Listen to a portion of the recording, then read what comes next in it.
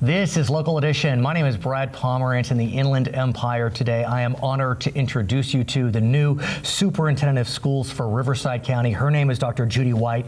It's an elected position, but her predecessor has moved on, and so you were appointed by the Riverside County Board of Education. Yes. Congratulations. Thank you. Thank you. You come to us, though, from Moreno Valley, Yes. which is right next door. Yes. And so, how's your new job, Madam Superintendent? Well, I'm loving my new job, and one of the things that I've observed is that my path to this job, every experience that I have prepared me. Right. So it's great. And explain the role of the superintendent of a county, because you're not technically a district. No. You're supporting districts? You're supporting Explain. districts. There are 23 districts in Riverside County, so you're providing support, even professional development for the superintendents. And also when they have an issue and they need resources. In addition, you are actually serving the most at-risk students, or students that might not be able to be served in their regular school Right, districts. because the County Office of Education runs alternative schools, is that Alternative right? schools. The Prison schools? Yes, the court schools. Wow. Yes. Wow, that must be gratifying and challenging. It and is. all of the above. All of the above. So, talk to us about the process, because you will be up for election, Yes. but you were selected because of the vacancy. That Yes. must have been a little nerve-wracking in different ways in an election. It was, because for two reasons. One, you applied and then they posted your resume online, so everybody got a chance to see, but the interview itself was public. And so In front of the world that chose to During come a to the board meeting? Yeah, during a board meeting, open session, and it was two candidates that were finalists? For finalists, and we were both there side by side. Did you know your opponent? Opponents? I mean, I know Yes, your friends. I knew my colleague. Yeah, well Yes, stated. Thank yes, you for yes, that. I knew my colleague. English teacher speaks.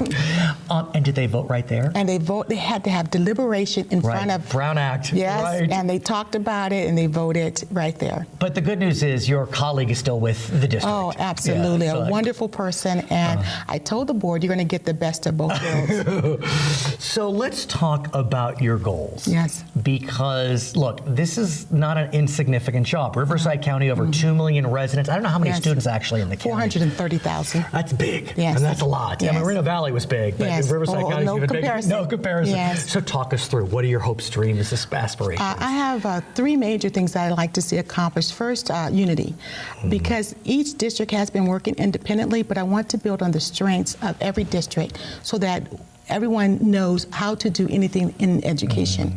So I'm going to be unifying even more, and to define Riverside County as a very, very important player in the whole state of California. And let's think about what Riverside County brings. Yes. 23 great districts. Yes. With some fine higher education Absolutely. institutions. Absolutely. UC Riverside, La Sierra, Cal Baptist. I'm thinking about the Yeah. Coachella Valley. Yes. Some fine community Absolutely. colleges throughout. All throughout. Yeah, Riverside Community Yes. College. It goes on and Yes. on. And so one of the things that on the horizon is we are going to have a teacher shortage. So when I look at my priorities, I want to make sure that we position ourselves where teachers are like, have you heard about Riverside County? I want to teach there. Can we talk about the teacher shortage? Yes. Because this is a tsunami that's about Yes, to hit. yes. It's not just Riverside County. No. It's the entire state. I was in Nevada last week interviewing Yes, elected officials. yes, It's there. It's it's everywhere. everywhere. And so, I mean, you know better than I, when the recession hit, we were giving teachers pink slips, Yes. salaries were being slashed, and so now it's hard to recruit folks into the teaching profession. How are you preparing for the tsunami that's about to hit? Well, the state has approved a teacher pathway at some of the high schools, so that's Right. going to be intervention. But I would like to actually build a couple of teacher villages in our county. What does that mean?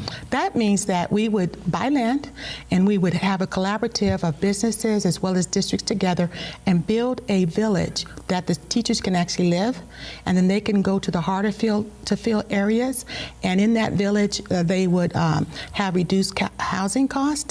They would have social things too that's available to them. Is this your idea? Because this is brilliant. This is the idea that I came up with, but I shared it with someone and they said, hey, you know what? I think somebody's doing it back east. I just heard that last night, so I'm going to do Right. some research. I found out in my lifetime that there's nothing new under the sun. Well, it's okay to have an innovative but I idea. tell you, it's going to be new for us. Right, yeah. And if I could leave a legacy, that it would be the one, to create these teacher villages where teachers want to come in order to compete. Right. Yes, and they would have access to gym and health. And Are you working with UCR, La Sierra, Cal Baptist on convincing their students to become education majors or whatever it is. Absolutely. And then stay. Yes. And what does that look like? Yeah, that looks like more promising because as the region has increased, people want to stay. Right. But you have to actually get to that moral obligation. Why stay? And so we're working together. I'm working with the Chambers of Commerce to make it inviting. Nice. What are other goals? Unity? Teacher recruitment. Teacher recruitment. And then also I would like to see every school adopted by a business or a social or faith-based organization. Nice. And that's something that happens. Unity. I mean, all the goals are united. Yes, it's all united. So that's part of it as well. But you want to make sure that people see it as our schools. It's not the district schools. It is our schools. Going back to the ownership and a sense of accountability to get together. I want to talk about accountability because you remember there had been what was known as the API index. Yes. And I think the goal was to break 800. Was that right? Absolutely. Break 800. That's gone. Yes. And so we're now looking at the adoption of, I think it's called the California model. Is that going to be the name? There's not going to be a single rating, a single number. We're looking at colored boxes, still in development. Factors will include, forgive me for listing, English and math test scores and growth, high school graduation, suspension rates, college preparedness, absenteeism, ESL, school climate, equity, parent involvement, trends, it goes on and on. Talk to me about the California model.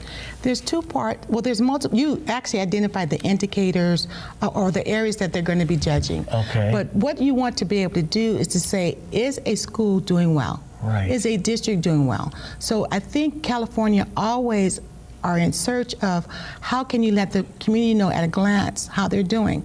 So with this color-coded model, not only will they address how schools are progressing in those areas that you identified. Which is important. Trends are important. They are, but it also would show the growth. And I think that that's the plus in the new model.